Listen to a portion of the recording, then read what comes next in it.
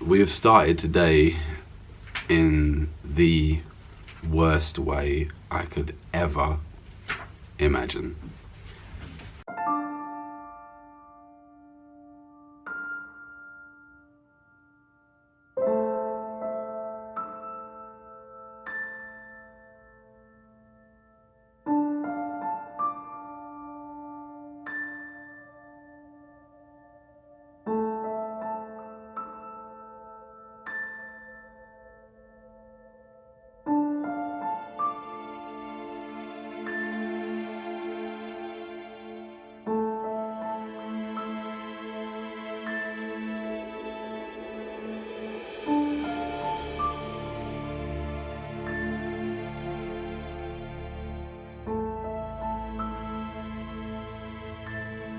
Basically, I was in the shower and I was woken up by yells like, "Daddy, it's Azariah!" He fell off the bed, apparently, but when I saw him, he was literally lifeless in Ella's arms. Now, to say I panicked or we panicked, I've got to say the kids were absolutely awesome. They, yeah, they were just awesome. They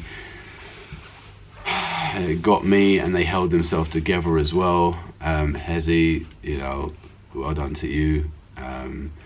And yeah, Ella's just gone off to the hospital with Azariah. He did wake up and come around. So guys, we're gonna go to the hospital now. Yeah, but hopefully we'll keep you with us. Much love.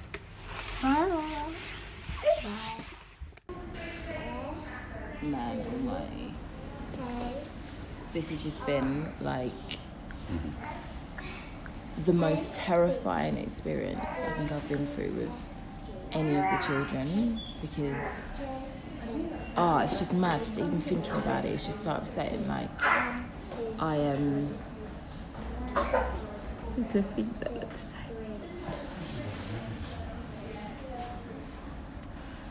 Every time I think about it and I see how his body went limp, that is mad. Why are you laughing? What are you laughing at, huh? It's not funny. Like, I was simply, the morning was going fine, and then, that's why I just needed to have his bath, and I was gonna put him in the bath, so he was on the bed, and I just undressed him, and then I just turned around, and my body was still by the bed, and I just turned to get his towel off the basket next to his cot, and then he just dropped off the bed and his head just literally hit the floor first, and he cried like normal. Like, I thought, okay, cool. I just picked him up to go and put him in the bath because that's what I was going to do. He's probably just going to stop crying, and then he just carried on. So with that first with that first cry, he went, ah, and then just didn't breathe in again. And I was like, okay, what's going on? Hezi come upstairs because he heard the thud.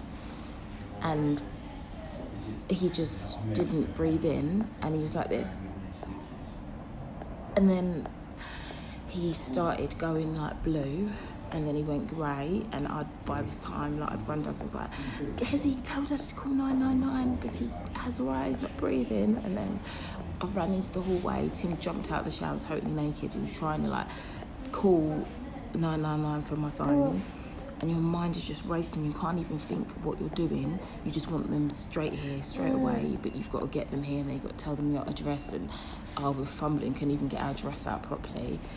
And then he was just not breathing in still, and I was like, what the heck? And I seriously thought, what's going on? Am I losing Azariah? Is he gonna die?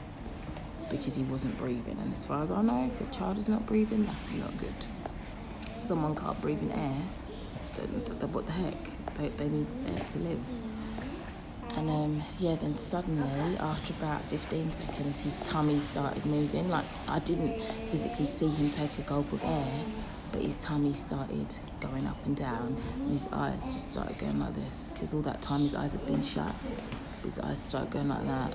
And then I was like, okay, he's coming round a bit, and I went and sat down while Tim was on the phone to the emergency services. First thing I asked you to do was check his pulse. Yeah, you said check his pulse, which till now I haven't done. No, you did. You did, and you told me he had a pulse. Oh, okay, right. See, I can't even remember fully in the moment. Yeah, and he was fine, but I sat him down because I was like, I just needed to sit down because I was shaking. And then I thought, okay, let me try and feed him. And as I took my breast out to feed him, he kind of reacted to that to try and latch on. But obviously, it's also a comfort, so he started falling asleep again. So I took him off, and then he started kind of sitting up and opening his eyes, but he still looked very grey and not himself. And then the ambulance man came, and from then they just were looking at him and checking at him, and he just started coming round slowly but surely, and now he's fine, innit, Roo? And we're just waiting for the paediatrician to see him, Mister.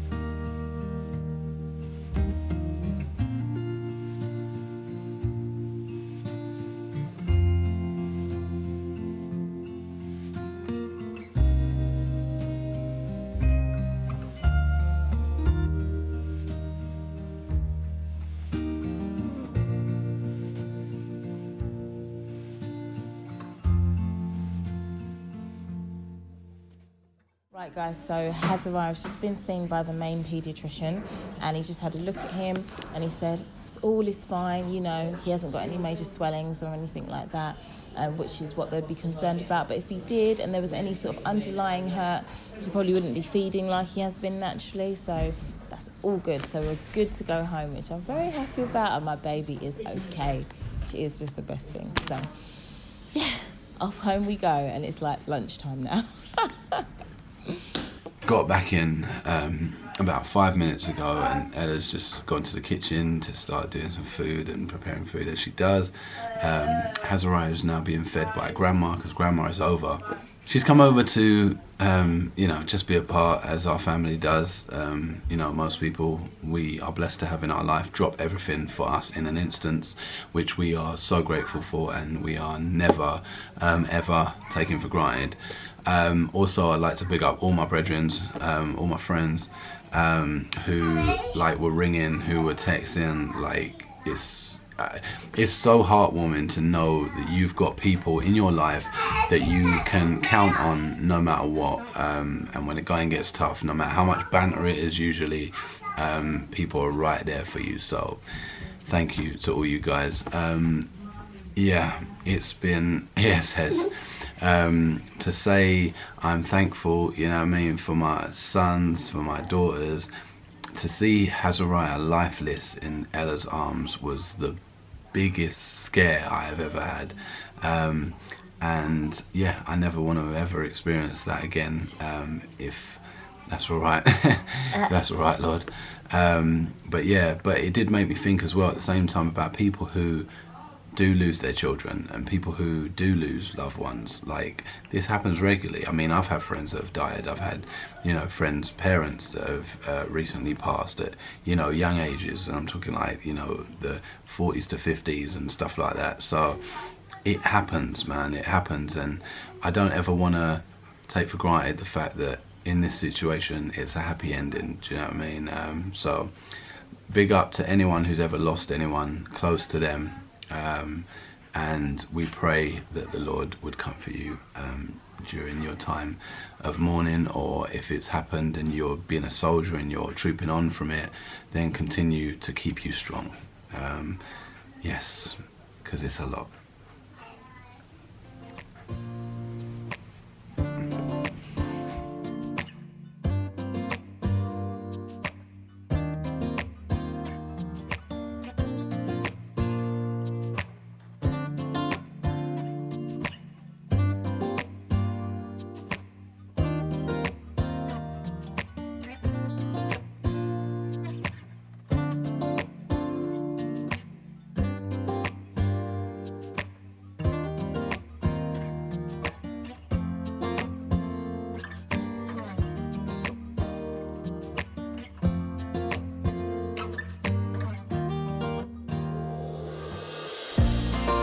Behold, children are a heritage from the Lord.